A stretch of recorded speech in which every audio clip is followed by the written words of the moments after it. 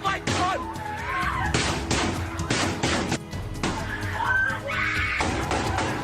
Another horrific day, a detestable day. I'm absolutely sick to my stomach to see children who go to school armed with backpacks and pencils lose their lives. Especially a school that size. How do you control it? We start with the Fox News alert. A 19-year-old expelled from that school is behind bars this morning after a school shooting spree leaves 17 dead in South Florida and more struggling for their lives in a nearby hospital. The first victim has just been identified publicly as a football coach who witnesses say shielded students and died a hero. He jumped in front between the gunman and the kids and tried to save them. Todd Pyro is live in Parkland, Florida, with a breaking update on this investigation. Todd. Yes, Steve Ainsley, Brian, good morning. And throughout the course of horrible situations like this that we see all too often, you get stories of heroism like this individual, this football coach who, like you said, jumped in front of a hail of bullets to save his students. His name, Aaron Feis. He was an assistant football coach and security guard at the school. He was also a graduate of this school and is the first fatality to be identified.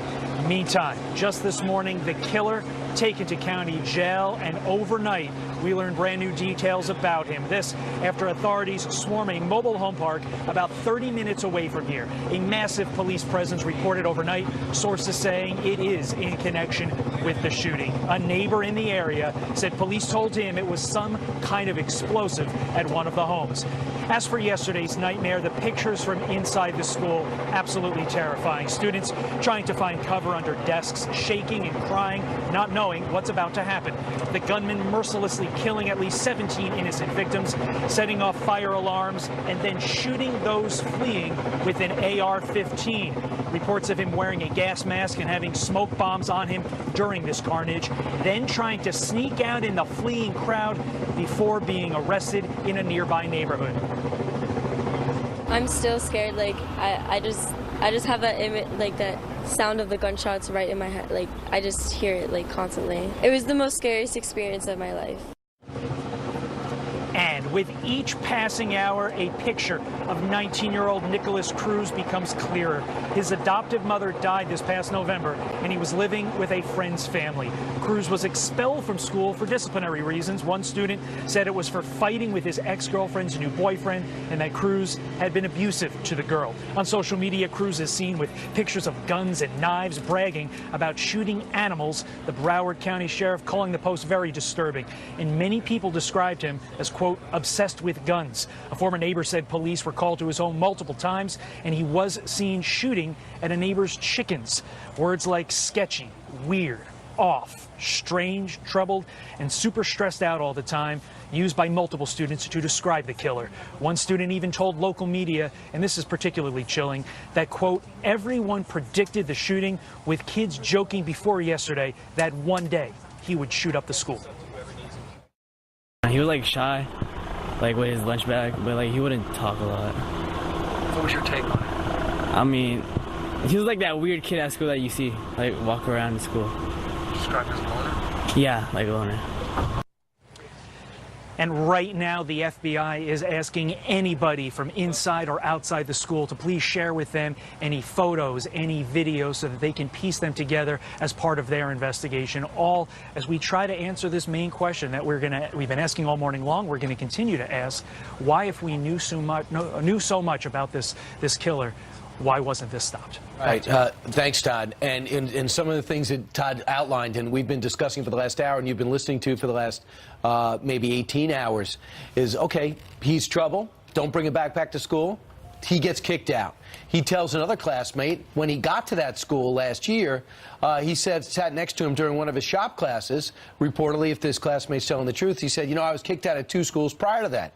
The question is, for a shooter, if you're 18, turning 19, what's the responsibility of law enforcement once the education system says you're too scary or for whatever reason to be here? Where does law enforcement come in? Well, so he was not allowed to bring a backpack, and there you can see see he's still wearing the hospital gown after he was taken to the hospital after he was carted off. Apparently, after the shooting, he tried to blend in with the kids and got through the police, and they found him through surveillance video about an hour later.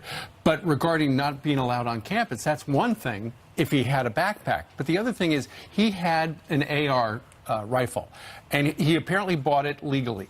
At this house he's staying at in Parkland, Florida, apparently the family he's staying with said, you can have the gun, but you're going to lock it up. But he had a key. But as Todd said, there were other warning signs, the social media, plus the fact that one of the mayors said on television that apparently they had been watching this guy over a year ago for mental health problems. He was at a mental health clinic being treated, and yet he fell through the cracks. Apparently he just stopped going. Yeah, there were a lot of warning signs. His mother, his adoptive mother, died in November. I don't know what the state of her health was. Maybe she was sick. She was sick for a while. But the question is, as a mother, you know, if my child is showing these signs and then they are not going to their treatment facility, I'm going to probably look into that and push them to do that. Now, I don't know the details of what was going on in his personal life. But other students said he liked to kill animals, small little animals such as frogs, and he would post these disturbing, gruesome photos on his Instagram page. And we've always heard that's where it starts. If you can do something like this, or if you can mistreat an animal and you can kill an animal, that usually leads to something bad down the road. Yeah, there were warning signs. Ed Davis said the warning signs slipped through the cracks. He is the former Boston police chief. Listen. This man was telegraphing his intent to do this. Some of the students who have been interviewed on camera say that he actually threatened to shoot up the school. That's a crime. It should be recognized as that and reported, and then people can take the right action to try to eliminate this threat. You need to take these things seriously, and unfortunately, this one fell through the cracks. And you just wonder who else is out there, and then you got to get into, well, should you violate somebody's privacy? You know, I see this kid over in the trailer park. He's got a lot of guns, and he's got a gas mask, and he seems to have some body armor. I wonder if I should call the cops, or should I mind my own business? Florida Attorney General Pam Bondi says, don't mind your own business. She was on with us. She was on the channel yesterday. When they're posting it on social media, they have followers. So kids who are out there, parents, you've got to monitor this stuff. And if you see it, take everything seriously. Take every threat seriously and report it to law enforcement. We would rather you do that and be wrong 99% of the time than have anything happen in this world. And these teens now are vocal on social media. They don't just pop up from anywhere. There are warning signs. Remember, Adam Lanza was so into his video games. He was living in alternative reality. Sandy Hook guy. Sandy Hook guy. He killed 20. This guy killed 17. Hopefully that number won't rise. And I'm wondering if video games also play a role because it desensitizes you to actually killing people. I don't know. Yeah, we don't know about the video games, don't know but if we he do played know them. he was so big on social media where he posted these very disturbing images. Bottom line is... Which brings up the question, what about the social media companies?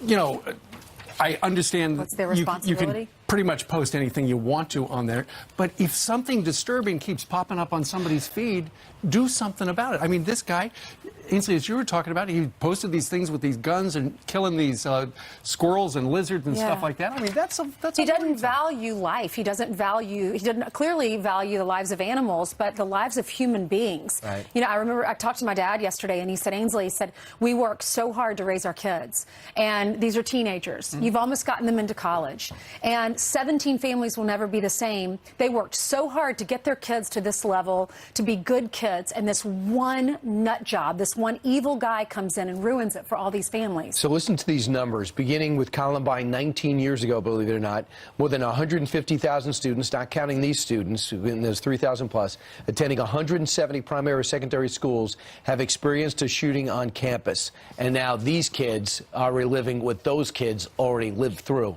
Watch. She shot through my door. 3 in my classroom got hurt. I just saw blood everywhere. I actually heard the gunshots. I heard at least 4, like, boom, boom, boom, boom. People were running and screaming and pushing. Hid in the tennis courts. Then we went to the locker room. We were in there for about 2.5 to 3 hours. There was dead bodies everywhere. We thought it was a fire drill, but we heard the shots beforehand. And I'm guessing he wanted everybody to come out. One of my friends died, and it hasn't hit me yet. In the hallway, I saw a big pile of blood, like kind of smeared as if they were dragged away.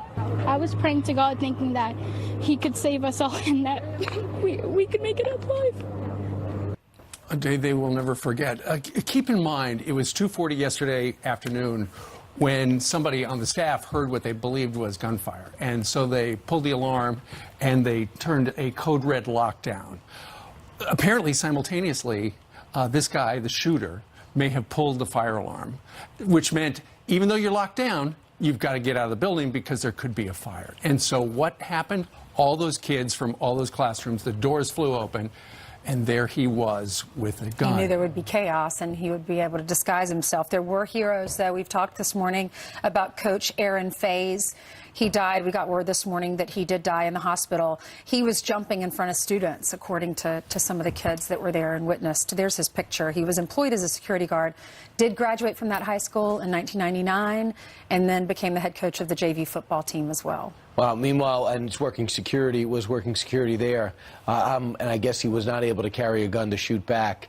Here's what the president said, tweeted this out: "My prayers and condolences to the families of the victims of this terrible Florida shooting." By the way, the president's already called the sheriff, the senator, and Governor Rick Scott. No child, teacher, or anyone else should ever feel unsafe in an American school, and especially there. I mean, the numbers are staggering to see that how safe this community was considered to be. It says that statistically, they're safer than 85% of the cities in the entire country. The safest city list compares safety of cities with a population of 25,000 or more. Well, something went haywire yesterday, and as we start to put the pieces together and you look at the anguish of the faces of these people, ashes on her forehead. It was Ash Wednesday. Warning signs seem to have been missed. You look at the social media profile of this guy, that's a red flag.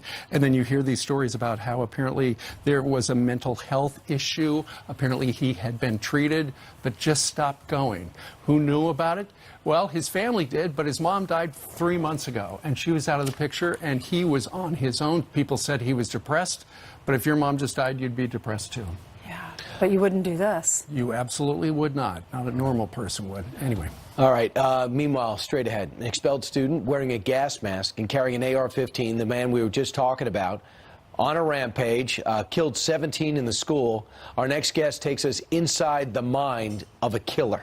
And as their state is stunned with grief, Florida's Governor Rick Scott and Florida Senator Marco Rubio will both appear on this program on this Thursday morning.